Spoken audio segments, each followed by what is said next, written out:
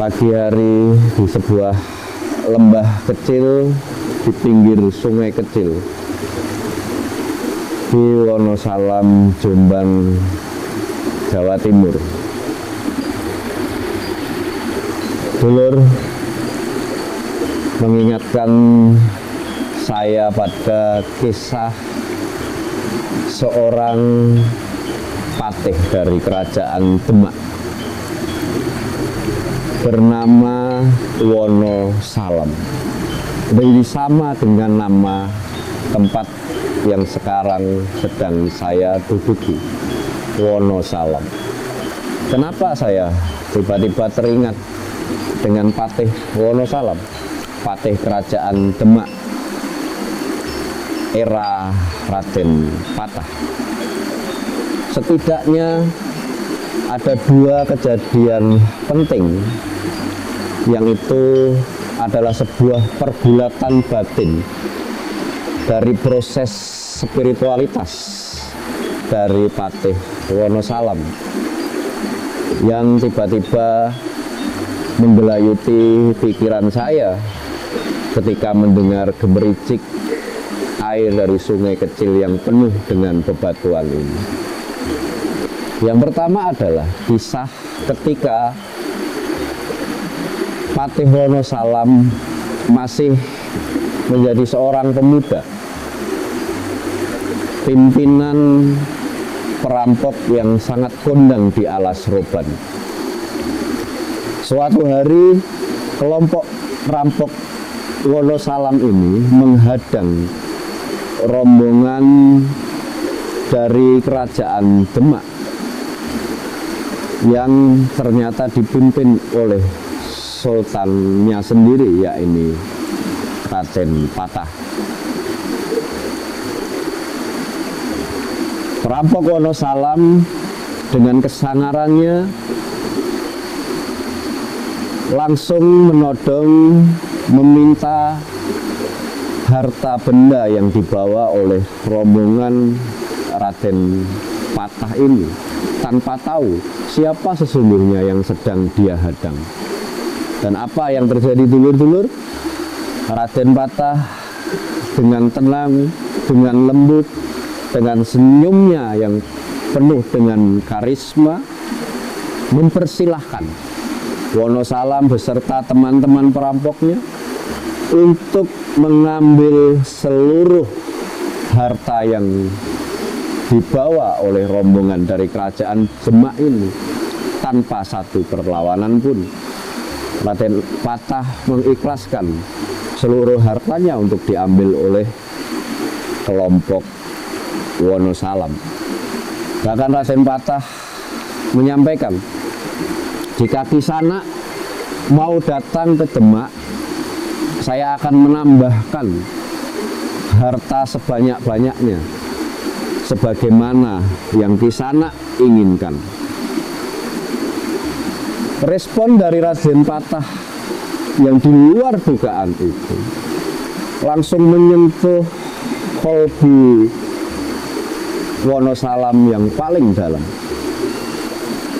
Kok ada manusia seperti ini? Dirampok, diminta hartanya,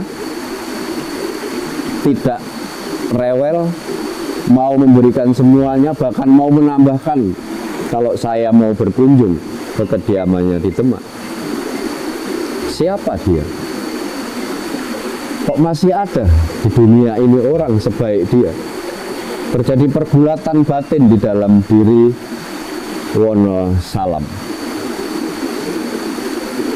Tapi Wonosalam tetap melanjutkan aksinya, mengambil seluruh harta rombongan Raden Patah karena desakan teman-temannya, desakan pengikut-pengikutnya yang memang sedang sangat butuh harta rampasan. Setelah sekian lama mereka tidak mendapatkan mangsa empuk seperti yang mereka dapat hari ini. Dan selepas mengambil seluruh harta yang dibawa oleh rombongan Raden Patah, Wonosalam mengatakan, seperti janjimu, saya akan datang ke Demak, menemuimu, dan meminta lagi hartamu. Maka suatu hari Wonosalam datang sendirian ke Demak, langsung menuju, bertanya ke sana sini, menuju ke kota raja dan bertanya ke sana sini tentang sosok yang dia temui, yang dia rampok di Alas Roban. Dan tanpa sengaja ternyata dia bertemu dengan Raden Patah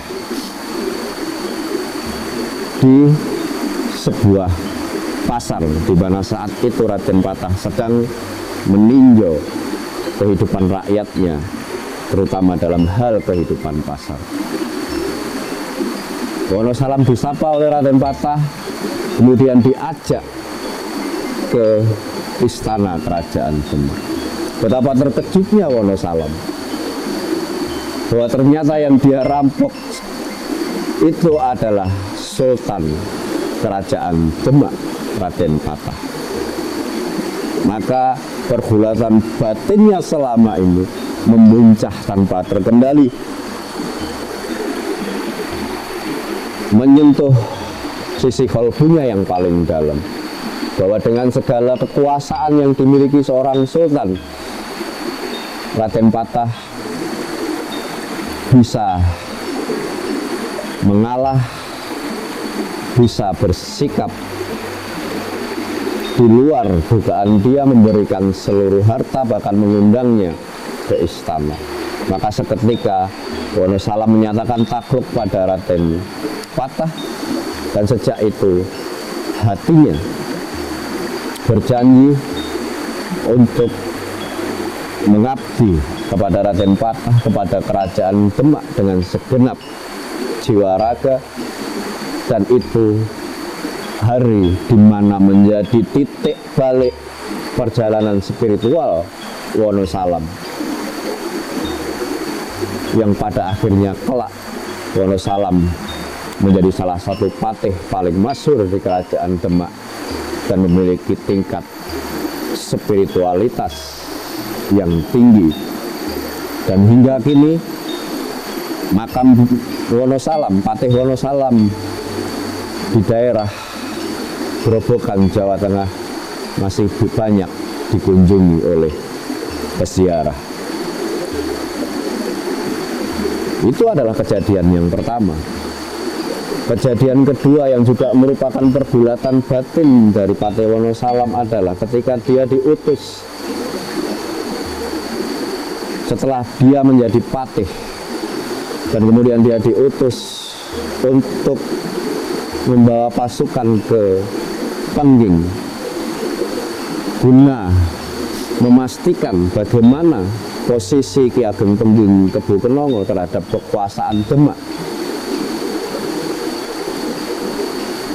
Pada saat itu Patih Wonosalam yang seharusnya datang sebagai representasi kekuasaan Demak untuk menekan Ki Ageng Pengging, justru terlibat proses diskusi ketauhidan dan diskusi tasawuf yang membawa atau membetot pikiran dan kolbunya dalam pergulatan batin baru tentang keilahian, yang pada akhirnya suasana batin dan kolbunya membuat dia tidak mampu untuk menegur atau bahkan menghukum Ki Ageng Pengging Kebo Kenongo.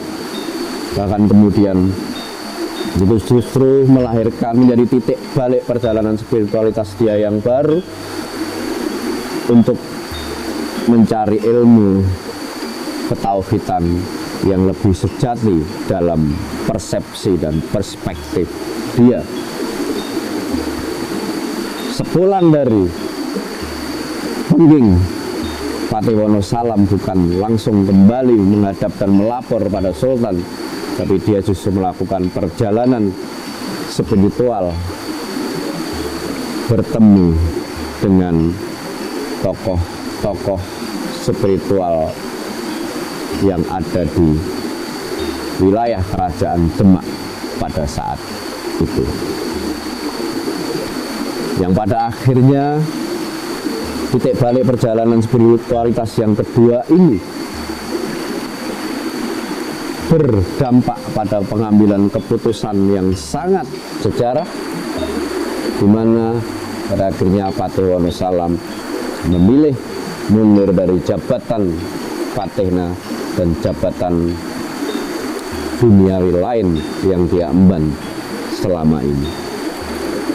Gemericik air sungai di lembah kecil di Kecamatan Wonosalam, Kabupaten Jombang, mengingatkan saya pada pergulatan batin Patih Wonosalam dari Demak Bintoro.